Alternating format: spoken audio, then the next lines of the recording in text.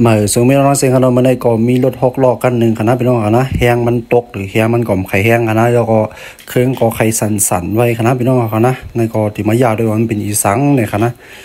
ที่เอาพาสุบหรือกัสแกนออกด้วยครับว่าตอนมันป่องคณะมันเป็นหือมูคณะเดี๋ยวออกด้วยครับมาออกจอมกันครับพี่น้องครับด้วยครับรถโหนปีเจอครับโอ้ยรถได้บ้องเลยหูมันได้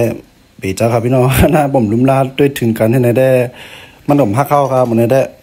เพราะมันหูมันได้พี่น้องเขาอย่าปีใจกันนะ โอ้อินก็มีจอมมันขานเนาะเพราะมันนั้นได้มันติ่มควายเพราะเป็นในครับพี่น้องเขานะเอาค่ะมาเอายาด้วยครับว่ามันเป็นอีสังลายมันก็นะอันดังสุดก็เอาฟ้าทั้งเหนือออกครับพี่น้องเขานะฟ้ามันดีอยู่มีทั้งเหนือก็เอาออกด้วยว่าเอาเด็กเปิดฝาสุ่มด้วยว่ามันเด็กเป็นหือกันนะครับพี่น้องครับพอเอาฟ้าออกก็เขาได้หันเป็นโนเจเป็นแป๊บเป็นไม่ถูไม่ทานเนี่ยเดี๋ยวเราออกมันหมดครับพี่น้องเขานะครับเดี๋ยวเราออกไปมันหมดเดี๋ยวก็ โยก็เขาต้องไปเอานาดมันจะได้ออกนะคะเนาะผมนั่นเดียวมันจางยืดจะนาดจะได้ออกนะคะเนาะพี่น้องเขาเนาะแล้วก็ต่อไอดีกันนะโอ้ได้ใสสะอาดหรอกนะผมใสสะอาดนั่นได้พี่น้องเขาจะได้ล่างกันนะผมปล่อยกันให้นั่นได้เหมือนไรนะพอหายใสสะอาดเหมือนมันในหมกใจเดี๋ยวเลยหายใจมันเดี๋ยวเลยอันหายใจไหลลีอินค่ะเนาะพี่น้องเขาเนาะนะครับไล่เป็นเอาออกไอโนเจงนะเอาเล็กงัดนี่ก็ออกนะพี่น้องเขานะมันออกหยาบค่ะได้เป็นรุ่น6 รอบวิโก้เขาจะเริ่มออกหยาบค่ะนะฮะงัดนี่ก็งัดขึ้นนี่ครับมันออกหยาบค่ะพอเป็นรวดอิซูซูต่างเมียวก็มันออกหยาบนะถ้าเป็นรวด6 รอบเริ่มออกหยาบค่ะออกไงครับมันก็ปอกกาหือครับพี่น้องเขานะครับคือออกมาไม่ถูกกระเหลืองว้าวว่าฝาว้าวว่าหูส้มหูชิ้นนี่ก็เดี๋ยวออกมาให้นะครับพี่น้องครับพอเอาหูชิ้นออกก็เดี๋ยวเอานวดจะได้ออกครับนี่นวดจะได้กันนะเมื่อเขาออกแล้วเขาเช็คด้วยแล้วนวดจะได้ก่อนนะเพราะว่าไอ้นวดมันเกี่ยวมันรีในเขาพี่น้องเขาเช็ครีครับนะเพราะว่าเอาออกก็อย่าไปใส่ขึ้นครับนะครับพี่น้องครับนะพอออกก็เขาเดี๋ยวเลยโยงฟางออกครับพี่น้องครับมันเตือนจะมันวางเป็นมุขนะวางมันตีปองค่ะว่ามันเป็นเฮียงเลยมันหนำเฮียงแล้วก็เฮียงเลยมันเลือนมันสตาร์ทมันเหมือนจังมันสั่นนั่นเองนะเหมือนมันเตรียมสุบมันวิ่งเตรียมสุบนั่นเองครับพี่น้องนะนะครับโอ้คนเฮียงหลงเขายองกันบ้ากันในปีจ้าโอ้ได้ครับพี่น้องนะเลยเดี๋ยวล่างมันปีจ้าก็ได้พี่น้องนะด้วยว่าฟางสองแตกเนี่ยว้าวสองโหเนี่ยเป็นอีสังละลายเนี่ยเลยมาเช็คด้วยกันลีห้องไปใส่ขึ้นคาแล้วนะครับในก็ปีใจค่ะมันด้วยลูกทรงดูสมครับแล้วพี่น้องครับแล้วเลยปีใจกันนะเดี๋ยวเรากัสแกนออกด้วยว่าไอ้มันต้องเรียบเข้าหากันในจ้องหูเนี่ยนะเดี๋ยวเจ๊ตัวล่างทางนี้หลีงามทำความสะอาดทางนี้หลีค่ะเนาะผมมันเด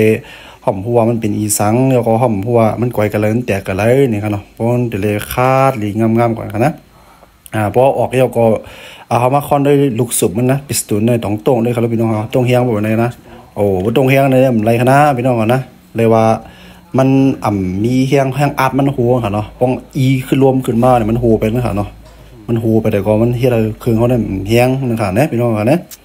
เดี๋ยวมันในค่ะไล่เช็คก่อนงั้นก็อย่าพังก่อนนะตั้ง4 ลูกกันนะเขาเอาขึ้นมาก็เขาก็ติ๊กด้วยว่าติ๊กใส่ติ๊กขวาด้วยว่าต้องห่มโบต้องล้มนี่ค่ะเนาะนี่ครับพี่น้องเขาเนี่ยเป็นกัสแกนค่ะนะกัสแกนคน6 ล้อค่ะนะเมื่อเดใส่ก็เขาก็เช็คด้วยลีค่ะนะพี่น้องเขานะหูนำหูอินจิมไว้จ้องแมนกันในลีค่ะแน่มันเป็นหือเดี๋ยวเช็คด้วยแตกตัวลีงามๆหมดค่ะนะป้อมนั้นได้ข้าวเขายำยาข้าวเขายำยากันนะพี่น้องเขานะเอากัสแกนอะไรก็มันเมียนมาใส่เขาเติมน้ำหีก็มันอะไรจ้องมันกัสแกนเหมือนกันนะครับพี่น้องกัสแกนใส่ก็เอาในก็เขาล้างทำความสะอาดเสียงเฮ็ดได้ลีก็เอามาใส่เฮ็ดกันนะพี่น้องนะว่าใส่ก็กำติลงสตาร์ทตัวมันเป็นหือเนี่ยนะอันนี้ก็เป็นกัสแกนกว่าก่อนค่ะนะย้อนเพราะว่าเป็นหนูจะโหลดเขาว่าเดบ่ค่อยรีได้โดยเลยเปลี่ยนแหวนลูกสุบเอาค่ะนะก็เขาว่าจะได้อินก่อนเนี่ยว่าเป็นแหวนลูกสุบไปก็ของก้อยใจค่ะนะในการนี้เป็นลำคันป้อนครับพี่น้องนะทำเหมือนเมืองใต้ของห้องมูกันนะเพราะว่าไอ้ผาสุบของเราแต่เลยคันให้เหมือนเจ้าขนาดมันปิ้งกันนะคะเนาะแหงมันบอกนั่นก็ให้ปิ้งบอกนั่นปิ้งกันนะคะเนาะป้อมนั้นมันได้เฮ็ดให้ผาสุบแหงมันปิ้งกันนะครับเพราะแหงปิ้งกันมันได้เฮ็ดให้ผาสุบเขาโกงง่ายนะครับพี่น้องเขาเนาะนะครับไล่ขันผาสุบก็ขันตั้งในกันนะเก็บตั้งในก็ออกกาตั้งนอกกันนะเป็นขันผาสุบนะเก็บตั้งในก็ออกกลางนอกกันนะพวกคายตั้งนอกไงก็ขึ้นเข่ามากันนะพี่น้องกันนะคายตั้งนอกไงเข่ามากันฮะ